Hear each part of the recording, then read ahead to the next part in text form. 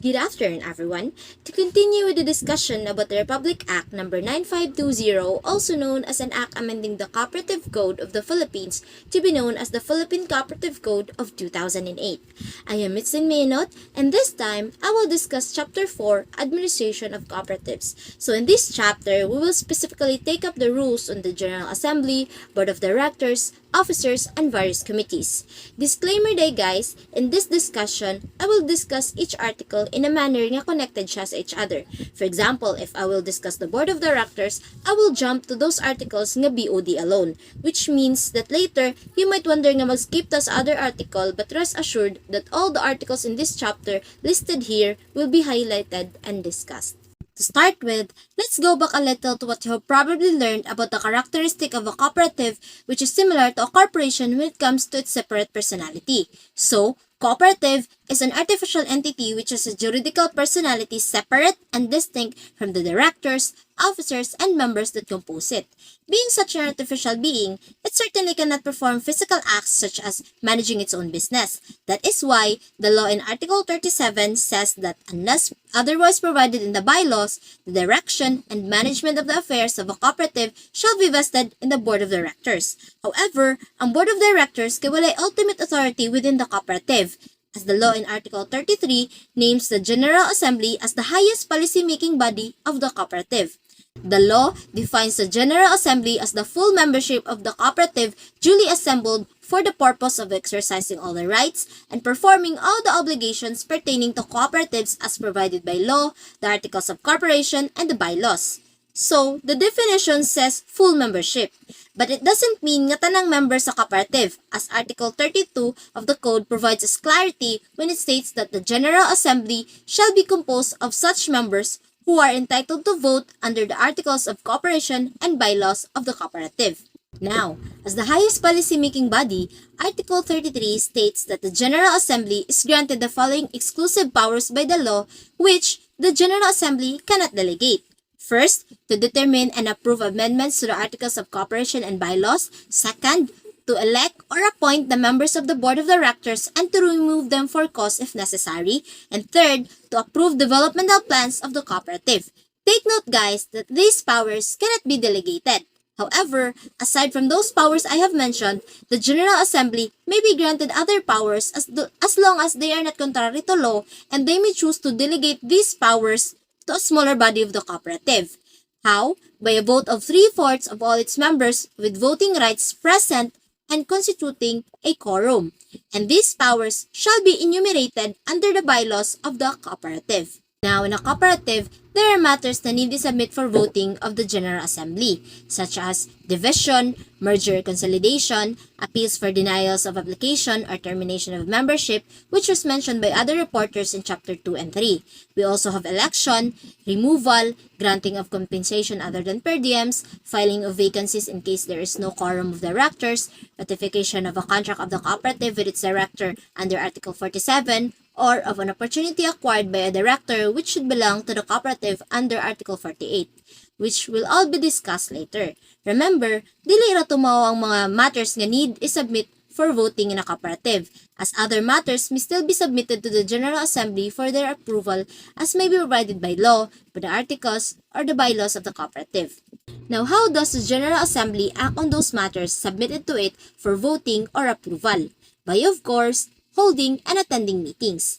Under the Article 34, there are two kinds of meetings, the regular and special meetings. Ang kaning regular meetings dapat siya ay held by the General Assembly annually, at least once a year, and this may be on any fixed date in the bylaws. But if wala fixed date, then dapat ang regular meeting i-held on any date within 90 days after the close of each fiscal year.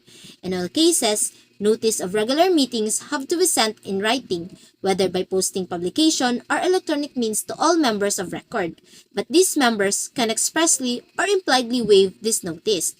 On the other hand, ang special meetings kay held by the general meeting whenever they deem it necessary, and this may be done at any time through a call made by the Board of Directors, which may originate either from the board itself through a majority vote of the Board of Directors, or as may be prescribed by the bylaws, or as requested in writing by at least 10% of the total members entitled to vote to transact business covered by the call. If ang cooperative is newly approved, A special General Assembly shall be called as far as practicable within 90 days from such approval.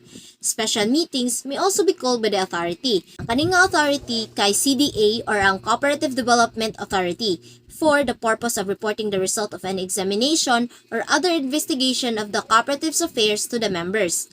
Same sa regular meetings, notice must still be sent for special meetings at least 1 week prior to the meeting, and it should be addressed to all members entitled to vote. Once again, the members have the choice to expressly or impliedly waive the notice. Waiving of notice, guys, is when someone gives up their right nga makareceive of notice about something, most specifically in a meeting. Mahitabo ni siya mostly if that certain member kay baw na nga naay meeting mahitabo or whatsoever, and dili na nila need nga padalaan pa og notice, or if they choose to not receive a notice lang jud. It's like saying nga, I don't need to be told about this, or di na ako need nga pabawon ani kay baw na ko daan nga naay meeting mahitabo. Waiving a notice can be expressed or implied. Pasabot that that certain person can expressly says it out loud or implied when the members' actions shows that they don't need a notice. For example, if a group is supposed to have a meeting on Wednesday, pero ang napadala nga notice is mali, and everyone shows up anyway pag Wednesday without complaining nga mali ang ilang na-receive nga notice, or mali ang ilang kanang information nga na receive. So, pasabot, they don't need the notice. Eventually wrong kay they knew already nga Wednesday mahitabo ang meeting. Therefore, they have waived the right to correct notice. Now, in order for these meetings to proceed, a quorum or the minimum number of members must be present. So, according to Article 35, a quorum exists when at least 25% of all the members entitled to vote are present. However, that is only the general rule, as quorum rules may vary depending sa type of cooperative. In the case of cooperative banks, the quorum shall be as provided in the Article 99 of this code, which states that if General Assembly siya nga meeting, whether regular or special, it shall be 1/2 + 1 of the number of voting shares of all members in good standing. If BOD na meeting, whether regular or special, ang quorum requirement shall be 1/2 + 1 of all the members of the Board of Directors. In case of electric cooperatives registered under this code, a quorum, unless otherwise provided in the bylaws, shall consist of 5% of all the members entitled to vote. Now, after determining the existence of a quorum to be able to pass upon the matter submitted to the General Assembly, they will have to vote. And Article 36 says that each member shall have only one vote, and this is consistent with the cooperative principle of democratic member control of equal voting rights of one member, one vote. However, kaning nga rule is for primary cooperatives only. For secondary or tertiary cooperatives, voting is done by delegates, which will be deemed as votes cast by the members they represent, who each have one basic vote and as many incentive votes as may be provided in the bylaws, pero dapat dili mo exceed of 5 votes. The bylaws of secondary and tertiary cooperatives may also allow voting by proxy, where a delegate may vote on behalf sa another delegate pero dapat within the same cooperative. Now, subject to the compliance with the rules I just mentioned, the law allows cooperatives to create their own rules and procedures on the agenda, time, place and manner of calling, convening, and conducting meetings, quorum requirements, also voting systems, and other matters relative to the business affairs of the General Assembly, Board of Directors, and committees as long as they are stated in the bylaws. Now, if ang members of a cooperative are too numerous and dispersed, making it extremely difficult nga mag-conduct of general meetings, then the cooperative may adopt what is called a representative assembly. The representative assembly refers to the full membership of the body of representatives elected by each of the sectors, chapters, or districts of the cooperative. They are duly assembled for the purpose of exercising such powers lawfully delegated unto them by the General Assembly in accordance with the bylaws. So the representative assembly, as the word implies, they represents the bigger membership of the General Assembly and exercises delegated powers which come from the General Assembly. As for the quorum requirement in a representative assembly, it's the same sa General Assembly nga 25% of all the representatives are delegates nga necessary for the representative assembly meeting. Also, ang mga decisions sa representative assembly can ma-consider as valid cooperative acts. So that's it for the General Assembly. Now let's delve into the Board of Directors, which are handling the day-to-day affairs of the cooperative. Since ang General Assembly or even the Representative Assembly may simply have too many members to be able to meet on a daily, weekly, or even monthly basis due to the large number of cooperatives they may have. And of course, gathering these members together to conduct the day-to-day business of a cooperative will be difficult, and it will most likely nga makahinder sa day-to-day business affairs instead of facilitating the operations of the cooperative. And that is why the law in Article 37 states that the direction and management of the affairs of a cooperative shall be vested in a board of directors, which shall be composed of not less than 5 nor more than 15 members elected by the General Assembly for a term of 2 years and shall be hold office until their successors are duly elected and qualified or until duly removed for cause. Now, this Board of Directors, according to Article 38, shall be responsible for the strategic planning, direction setting, and policy formulation activities of the cooperative. Now, let's go back to the term of the VODs, which is 2 years. Ganong 2 years raman ni? According to the authority or CDA, ang 2 years kay sufficient na ni nga time para sa director to discharge their functions and responsibilities in full. And intended ni siya nga short ang term para ma-eradicate ang ill practices sa directors in case nga ma-extended iyang term. However, while the term of 2 years cannot be extended, a director's tenure or the period which he actually holds the office may be longer than 2 years because Article 37 says that directors shall hold office until their successors are duly elected and qualified or until duly removed for cause. This is known as the holdover period in which ang director kay allowed siya nga mo continue hold sa office even human ang iyang 2-year period while waiting sa iyang successor nga ma-elect and ma-qualified. In such cases, a director is allowed to remain in office in order to prevent interruption of the running of cooperatives business while waiting for the election and qualification of the new director. Now, after mahuman ang term sa director and ma-elect o ma-qualified ang iyang successor, then the director has to vacate the office. Now, what if the office of the director becomes vacant before the 2-year term expires, like for example, mamatay ang director or ma-incapacitated siya? How will this vacancy be filled? So, according to Article 41, it depends. If the remaining directors still constitute a quorum, then they can fill the vacancy by electing a new director through a majority vote. However, if there is no quorum, then the vacancy must be filled by the General Assembly in regular special meeting called for the purpose. And ang director nga na-elected and he fills a vacancy can only serve the unexpired term of his predecessor in office, meaning whatever period is left of the original 2 terms, moro to ang pwede niya i-serve.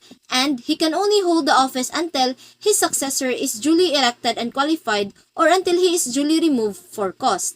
According to Article 39 of this code, in order for one to become a director and to be eligible for election as director, one must be a member of the cooperative with the right to vote. He must also possess all the qualifications and none of the disqualifications provided by law or the bylaws of the cooperative. One of the disqualifications provided by law is in number 4 of this code, which states that if they are engaged in a business similar to or any way has a conflict of interest with the cooperative, then he or she is disqualified from the election in the said cooperative. Also, a cooperative, with approval of its board of directors, can allow someone appointed by a financing institution like bank to become a director or committee member. This person is chosen specifically for their technical expertise which the cooperative may not have among its own members. However, kani nga person kay dili siya need nga member siya sa cooperative and wala siya any voting rights or regular responsibilities within the cooperative except sa mag-offer og technical assistance as needed. Most importantly, if a director is once elected, a director cannot hold any other positions directly involved in the day-to-day operation and management of the cooperative. In fact, a director owes such duty of loyalty to the cooperative that in case he acquires for himself by virtue of his office an opportunity which should belong to the cooperative according to Article 48, he will be held liable for damages and he must account for double the profits that otherwise would have accrued to the cooperative para ma-refund to ang mga na-acquire sa director. Remember that this liability will still be imposed even if the director tries to defend himself by saying nga iya nga own funds ang iyang gigamit sa venture. So, the only way that the director may avoid liability is if his act is ratified by 3/4 vote of all the members with voting rights present and constituting a quorum. Without such ratification, then the director will still be held liable. Thus, due to the sensitive nature of the duties of directors, the law requires every director to furnish a surety bond to ensure the faithful performance of their duties and obligations. And this requirement is not only sa directors and officers, but also sa tanang members nga naghandle og fund securities or property on behalf sa cooperative.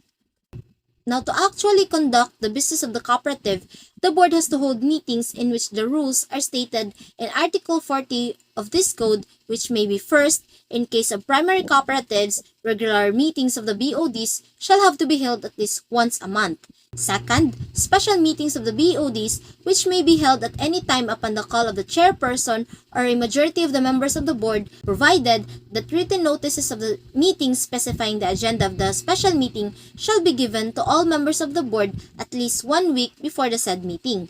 Third, majority of the members of the board shall constitute a quorum for the conduct of business. However, the bylaws may provide for a different number to constitute a quorum. Lastly, directors cannot attend and they cannot vote by proxy at board meetings. Now, above all of these responsibilities and handling the day-to-day affairs of the cooperative, what does a director get for all of his work? As a general rule in Article 46, directors are not entitled to any compensation except for reasonable per diems, or which would be the allowance given as a reimbursement for extra expenses incurred by one in the performance of his duties. Just think of it as his allowance, guys, in a director's business ventures. Now, note that the payment of per diems will be suspended, meaning ang director dili mabayaran per diems if the cooperative in the preceding calendar year had either reported a net loss or had a dividend rate which is less than the official inflation rate for the same year. Now, even if either of those two causes for the suspension of payment of per diems has already ceased or ended, dili gapon allowed ang director nga i-recover ang unpaid amount for that certain period. The only instances where directors may receive compensation other than reasonable per diems is if such compensation has been fixed in the bylaws or has been granted by a majority vote of the members with voting rights at a regular or special General Assembly meeting specially called for that purpose, provided that no additional compensation other than per diem shall be paid during the first year of the existence of any cooperative. Also, unless already fixed in the bylaws, the compensation of all other employees shall be determined by the board of directors. This rule nga ang director are generally not entitled to compensation other than reasonable per diems is because directors represent all the members in the capacity of trustees and therefore they should not use their office for their personal benefit at the expense of the cooperative and its members.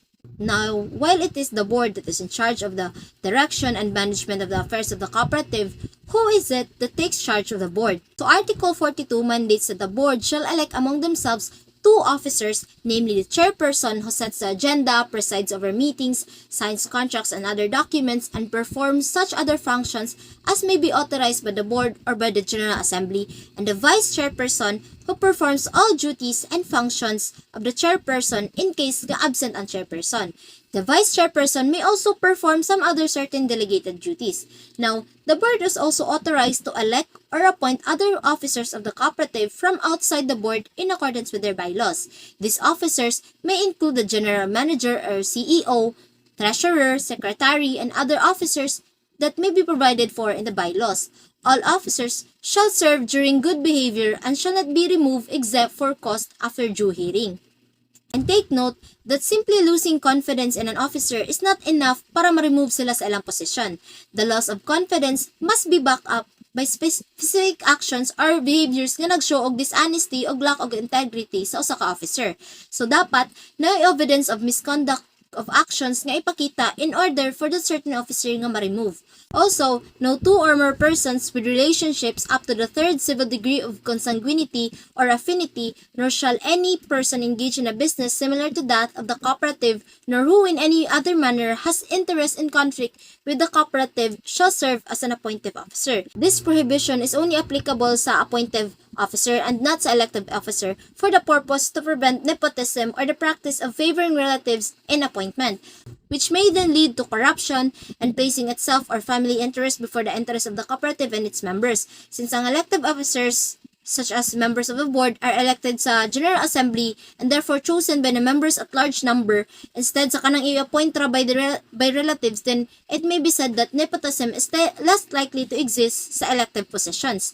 Let's say, for example, if X and Y are related within the third civil degree of consanguinity or affinity, such as if they are parent and child, or brother and sister, or even uncle and child, or great-grandparent or great-grandchild, then isa ra dapat nila ang pwede mo hold og appointed position like treasurer, secretary, or general manager because again, the law says no two or more can serve as an appointed officer. Now, aside from the officers, some affairs of the cooperative are to be managed by the committees, as in fact, the law in Article 43 of this code mandates the creation of certain committees, namely audit, election, mediation and conciliation, ethics, and such other committees as may be necessary for the conduct of the affairs of the cooperative. Ang mga members sa both audit and election committees shall be elected by the General Assembly, and ang nabilin nga mga committees will be appointed by the board. So, ang Audit Committee has the power and duty to continuously monitor the adequacy and effectiveness of the cooperative's management control system and audit the performance of the cooperative and its various responsibility centers. The Election Committee, as the name implies, muna sila ang mag-formulate and implement ang necessary amendments to election rules of the cooperative. The Mediation and Conciliation Committee, muna sila ang mediator and typically tig-handle of disputes or conflicts within the cooperative. If na mag-away sa cooperative, kani nga committee ang ma-facilitate. While the Ethics Committee develops, disseminates, implements, and monitors compliance with the Code of Governance and Ethical Standards nga need i-observe sa mga members, officers, and employees sa cooperative. Among other function as mentioned earlier, ang cooperative is pwede siya maghimo og other committees as long as necessary siya for the conduct of cooperative's affairs. They may even create an executive committee to which the members are to be appointed by the board of directors and are granted such powers and duties as may be delegated to it in the bylaws or by majority of all the members of the board of directors. In case of vacancy in any of the committees, this may be filled up according to the rules provided in the bylaws, but if wala sila rules, then need nila mag-elect by the call of the board or mag-appoint ra sila og person to fill the vacancy. But the person elected or appointed can only serve for the unexpired portion of the term of his predecessor. So kung unsa ra toy nabilin nga term, mura sad to ang iyang nga i-serve. Now let's discuss the functions and responsibilities of directors, officers, and committee members, which is stated in Article 44 in this code, along with their training requirements, which shall be in accordance with the rules and regulations issued by their authority. So all officers are required to undergo training programs which are accredited by the Cooperative Development Authority or CDA for short. Some of these include the Basic Cooperative Course, Cooperative Management and Governance, Policy Development, Financial Management, Conflict Management, Strategic Planning, and Orientation into Labor Laws, among others.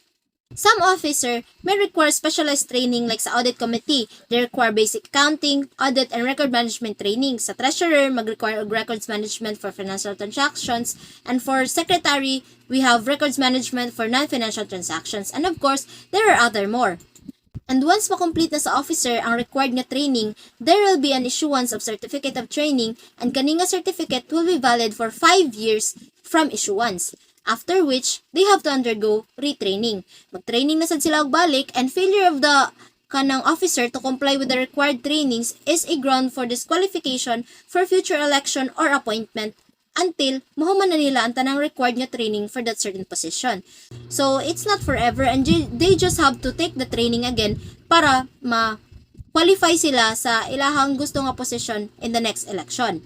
Moreover, willful failure, meaning tinuyuan sa cooperative nga di mag-comply sa training requirements sa ilang mga officers despite nga gipadana sila og notice, is a ground for non-issuance of the certificate of compliance to the cooperative for the next immediate years. Now let's go to the subject of liability for damages of directors, officers, and committee members in Article 45. The general rule is that directors, officers, and committee members will not be held liable for the acts of the cooperative if they were duly authorized to act on its behalf. Why? Because of the separate juridical personality between the cooperative and the directors, officers, and the committee members. These directors, officers, and committee members shall be liable jointly and severally with the cooperative for all damages or profits resulting therefrom. Meaning, all directors, officers, and committee members are collectively and separately liable for the debts and liabilities or for a wrongful act they have done. However, ang ilang level of the liability kay magdepend sa ilang role nga giplay in that certain wrongful act. Therefore, the level of responsibility can vary depending on the role they have played. If they willfully and knowingly vote for or assent to patently unlawful acts. Second, if they are guilty of gross negligence or bad faith in directing the affairs of the cooperative. Or third, if they acquire any personal or pecuniary interest in conflict with their duty as such directors, officers, or committee members.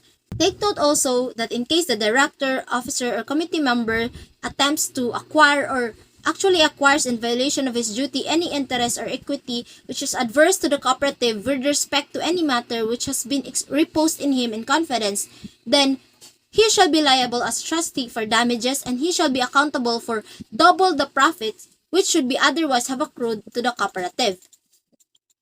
Now, what if instead of acquiring an interest or equity adverse of the cooperative, the director, officer, or committee member instead enters into a contract with the cooperative itself? What will be the status of the contract? So it depends. According to Article 47 of this code, a contract entered into by the cooperative with one or more of its directors, officers, and committee members will be valid if the following conditions are present. First, if the presence of such director was not necessary to constitute a quorum in the board meeting where the contract was approved. Second condition, the vote of such director was not necessary for the approval of the contract. Third, the contract is fair and reasonable under the circumstances. And fourth, in case of an officer or a committee member, the contract has been previously authorized by the General Assembly or by the Board of Directors. If none of the four conditions are present, then the contract will be voidable at the option of the cooperative. Nevertheless, even if the presence of the director was necessary to constitute a quorum, or even if the vote of such director was necessary for the approval of the contract, this contract may still be ratified by a vote of 3/4 of all the members with voting rights present and constituting a quorum in a meeting called for the purpose, provided that full disclosure of the adverse interest of the director involved is made at such meeting and that the director has to be fair and reasonable under circumstances.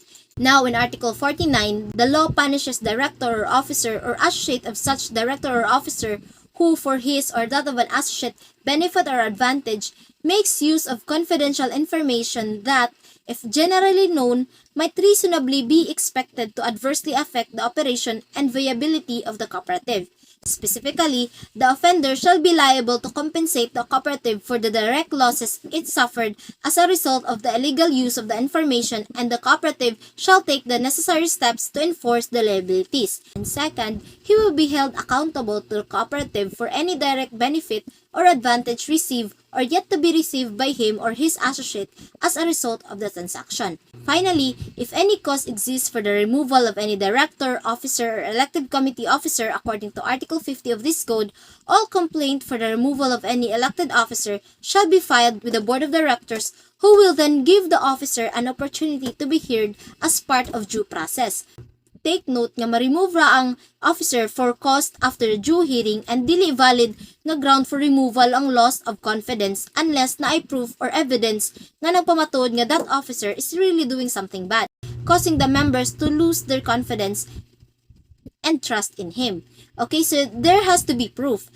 Upon investigation, if the board finds prima facie evidence of guilt, then the board will present its recommendation for removal to the General Assembly.